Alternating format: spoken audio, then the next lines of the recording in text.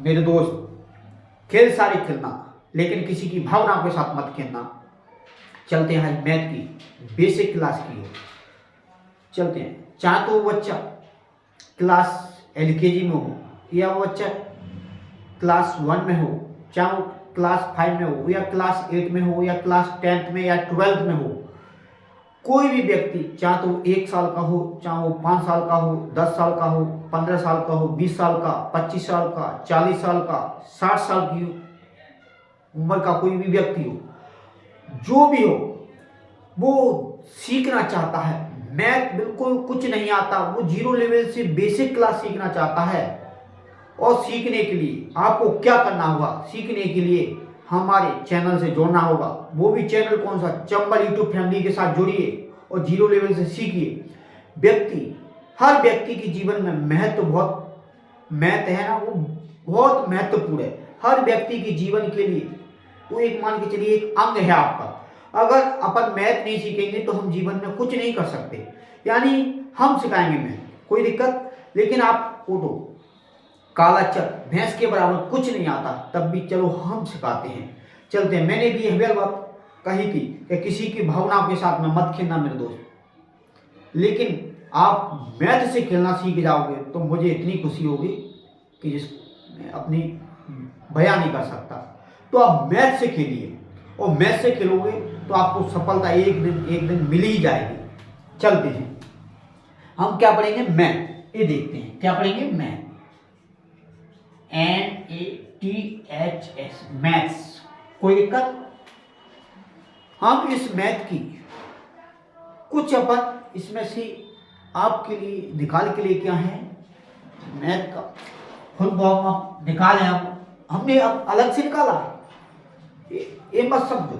यानी मैथ माने होता है मेरी, मैथ माने मेरी, ए माने आत्मा, क्या है? मेरी आत्मा, टी माने तुम्हें,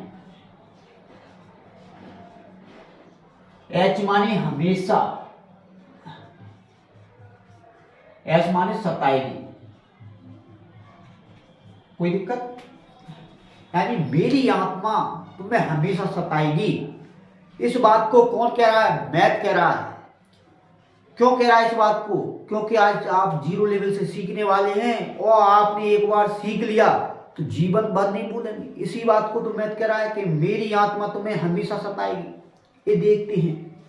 आज चलते हैं मैथ की बेसिक क्लास की। सबसे पहले आपने बचपन में गिनती तो पढ़ी होंगी, हमने सबने पढ़ी है। ये देखते हैं। सबसे पहले हम इसको अपन पढ़ने के लिए जो डायग्राम बना हुआ है, यानी दिया है, कुछ परिभाषा दी है। इन परिभाषाओं से पहले हम कुछ चीजें पढ़ लेते हैं। हम पढ़ लेते हैं संख्या रेखा। क्या पढ़ेंगे? संख्या रेखा। तो मैं यहां लिख लेता हूं संख्या रेखा। आपको तो दिख तो रहा है मेरे साथ? दिख रहा है? दिख रहा है तो आप कमेंट करके जरूर बताएं। बिल्कुल साफ दिख रहा है? चलो, सबसे पहले हम संख्या रेखा निकालते हैं। इस संख्या रेखा हमने बना ली।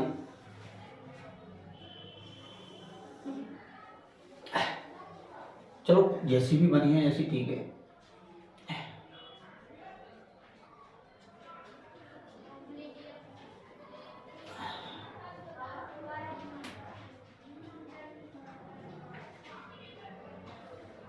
अब सबसे पहले ये चलते हैं, जिसको हमने चलो मान के चलो 0 मान लिया। इसको क्या मान लिया? 0 मान लिया। लेकिन 0 के आय तरफ वाले कौन से अंक होते हैं और जाय तरफ वाले कौन से अंक होते हैं? तो अब कौन से हमारी समझ में नहीं आ रहा। आप कह रहे हो सर कौन से आप कर रहे हो, हमारी समझ में नहीं आ रहा। लेकिन मैं एक बात कह दूं, इधर में अगर बाएं साइड लिख दूं, क्या? बाएं। कौन सा? बाएं। कौन सी ओर? बाएं। और इधर में लिख दूं दाहिनी, दाहिनी ओर। कोई दिक्कत? इधर तो हमारा बाईं ओर है, इधर दाहिनी ओर है। लेकिन हम क्या करेंगे? क्या 0 के बाद में दाहिनी ओर चलने पर हम प्लस के अंक रखते हैं। 1 2 3 4 5 6 7। और आगे भी जितने भी आपको जरूरत है उतनी आप चलिए। अनंत तक भी चल सकती हो, कोई दिक्कत यहाँ तक। जीरो लेवल से सीखिए, आपको समझ में नहीं आया तो जरूर बताना। अब इधर अपन बाईं ओर चलेंगे, -1, -2, -3, -4, -5, -6, -7, -8, जितने भी आपका जी चाहे, जितना भी आप जी करें उतने तक आप चल सकते हो, कोई दिक्कत यहाँ तक। चलो अब सबसे पहले हम इसमें पढ़ेंगे संख्या रेखा में, यानी अपन पढ़ सकते हैं कि जीरो को छोड़कर, किसको, जीरो को छोड़कर, किसको, जीरो को छोड़कर दाहिनी ओर, जीरो को छोड़ दो, बाकी की बात अपन को जीरो नहीं है। जीरो को छोड़ने के बाद में एक से, जहां से एक से प्रारंभ, कहां से, एक से प्रारंभ, 1 2 3 4 5 6 7, यानी एक से प्रारंभ, जीरो को छोड़कर एक से प्रारंभ दाहिनी ओर चलने पर, कहां तक, दाहिनी ओर की ओर, कहां, इधर दाहिनी ओर, कितने भी चलो, अनंत तक भी चल सकते हो। दाहिनी ओर चलने पर बाकी की सभी संख्या कौन सी क्या कहलाएंगी, बाकी की सभी संख्या होंगी ना वे हमारी कौन सी कहलाएंगी, प्राकृतिक संख्या है। क्या कहलाएंगी, प्राकृतिक संख्या है। कोई दिक्कत मेरे साथी, क्या कहलाएंगी, जीरो को छोड़कर दाहिनी ओर चलने पर, कहा, दाहिनी ओर चलने पर बाकी की सभी अनंत संख्या, जितने भी जो अनंत संख्या, इधर की ओर अपन चलेंगे ना दाहिनी ओर, जितनी भी सभी संख्या होंगी वो क्या कहलाएंगी, प्राकृतिक संख्या। एक बात समझ में आ गई, स्टेप बाय स्टेप चलेंगे। थोड़ा वीडियो लंबी हो सकती है, पहली वीडियो लंबी होगी, सेकंड वीडियो इतनी लंबी नहीं हो पाएगी, ये देखते हैं। अब जीरो के बाद अपन चलते हैं, वो एक के बाद, अब मान के चलिए आप जीरो से ले सकते हैं, जीरो से, कहां से, जीरो से, जीरो से या शून्य से अपन कह सकते हैं, जीरो से दाहिनी ओर चलने पर, कहां से, जीरो से दाहिनी ओर चलने पर जितनी भी जो जीरो से प्रारंभ होती हैं, और प्लस का 1, प्लस का 2, प्लस का 3, प्लस का 4, प्लस का 5, प्लस का 6, प्लस का 7 और प्लस का 8, जितनी भी अनंत तक जाए, यानी अनंत तक जाए, वो सभी संख्या क्या कहलाएंगे, पूर्ण संख्या। क्या कहलाएंगे, पूर्ण संख्या है।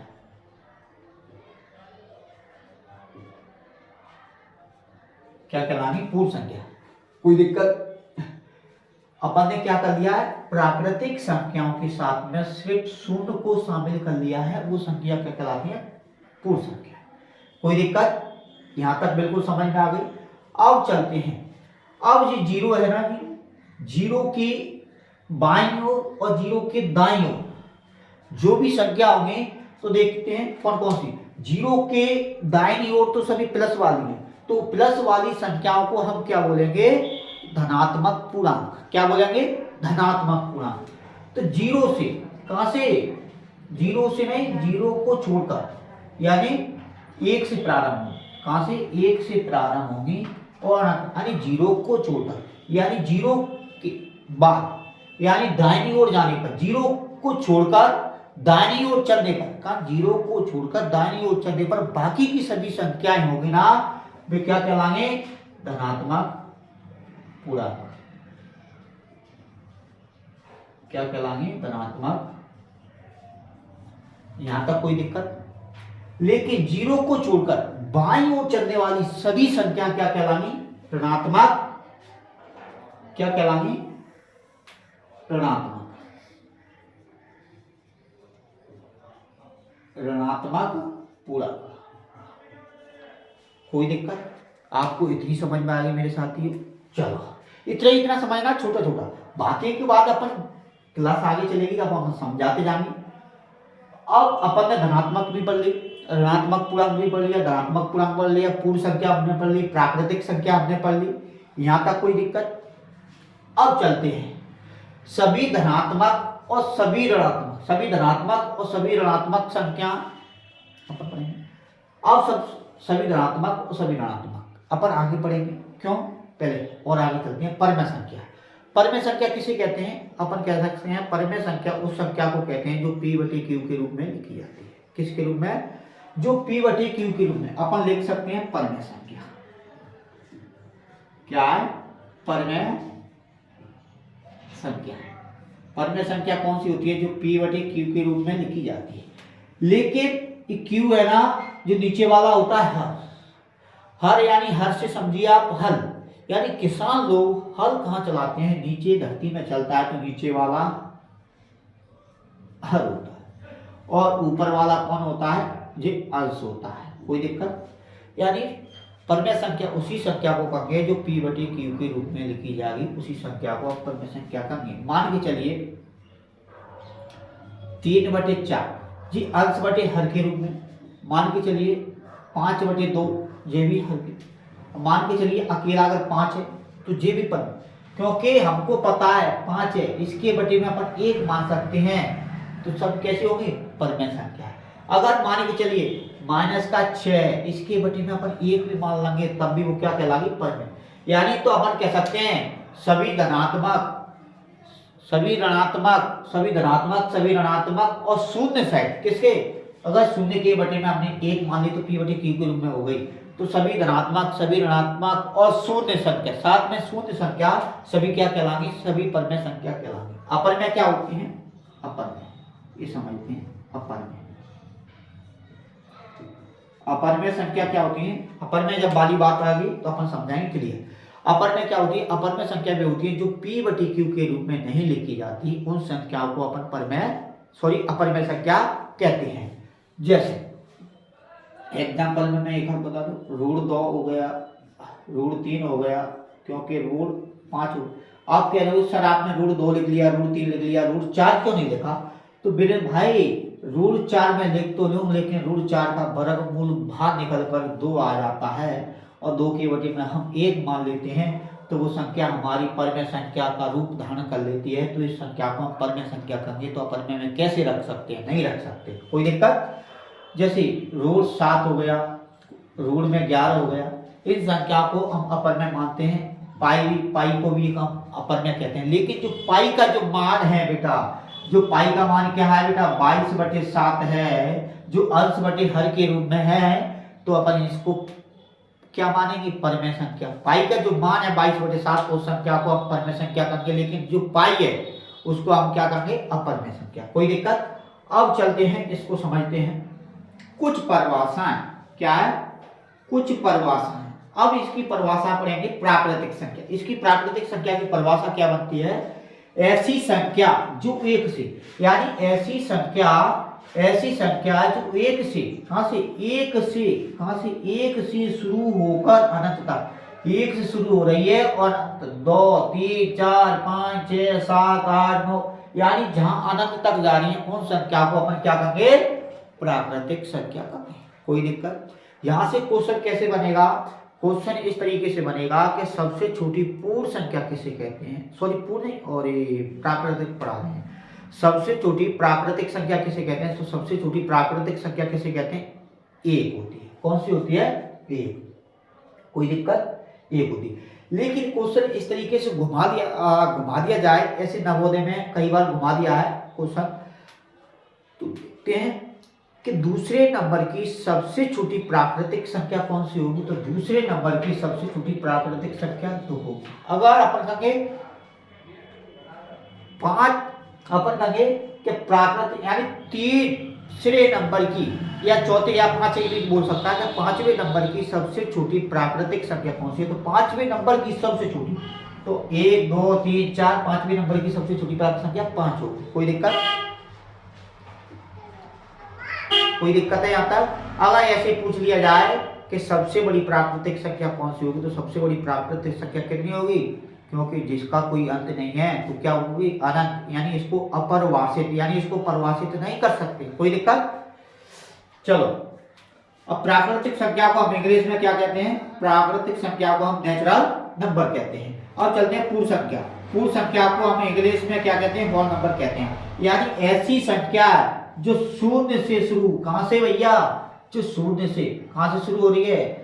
शून्य से शुरू होकर अनंत तक जाती है। शून्य से होकर अनंत तक की ओर जा रही है। कहां तक जा रही है? अनंत तक की ओर जा रही है। अर्थात यदि प्राकृतिक संख्याओं के साथ में जीरो, किसको?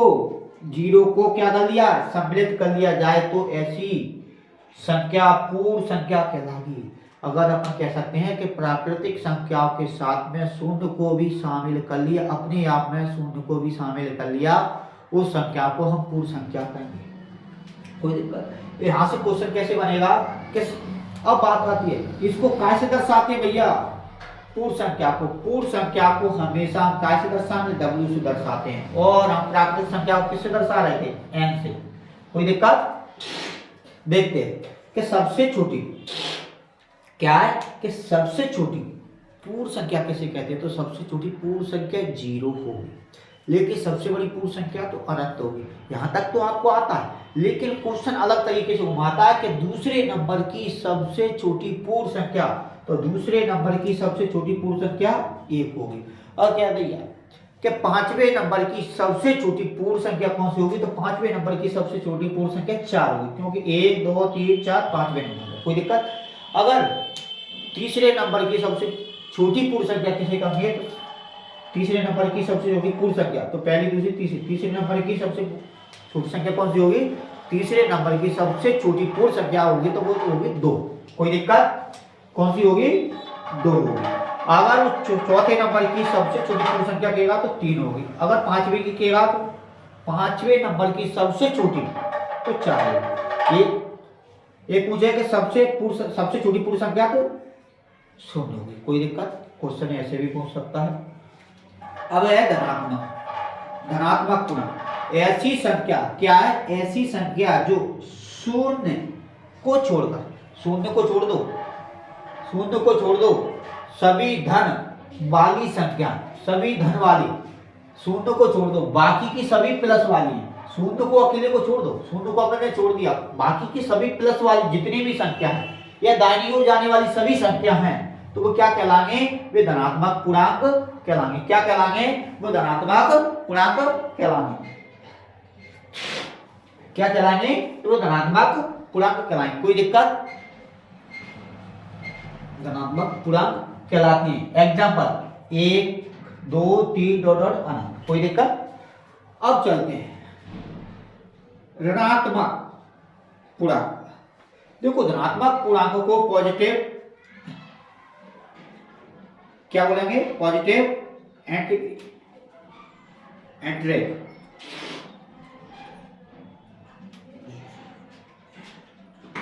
और ये ऋणात्मक पूर्णांक। ऋणात्मक पूर्णांक क्या होंगे, ऐसी संख्या, क्या है, ऐसी संख्या है, क्या है, ऐसी संख्या जो सभी, ऐसी संख्या जो सभी ऋण वाली, कौन सी, ऋण वाली संख्याएं, और सभी जीरो के पहले वाली, जीरो से पहले वाली, जीरो से पहले वाली, बाईं ओर जाने वाली, कहाँ है, बाईं ओर जाने वाली संख्याएं ऋणात्मक पूर्णांक कहलाती हैं। वे क्या कहलाएंगे, बाईं ओर जाने वाली सभी संख्या क्या कहलाएंगे, ऋणात्मक पूर्णांक कहलाएंगे। जैसे -1, -2, -3, -4। यहाँ क्वेश्चन पूछा जा सकता है कि सबसे छोटी ऋणात्मक पूर्णांक संख्या कौन सी है, सबसे छोटी ऋणात्मक पूर्णांक संख्या, तो सबसे छोटी ये है।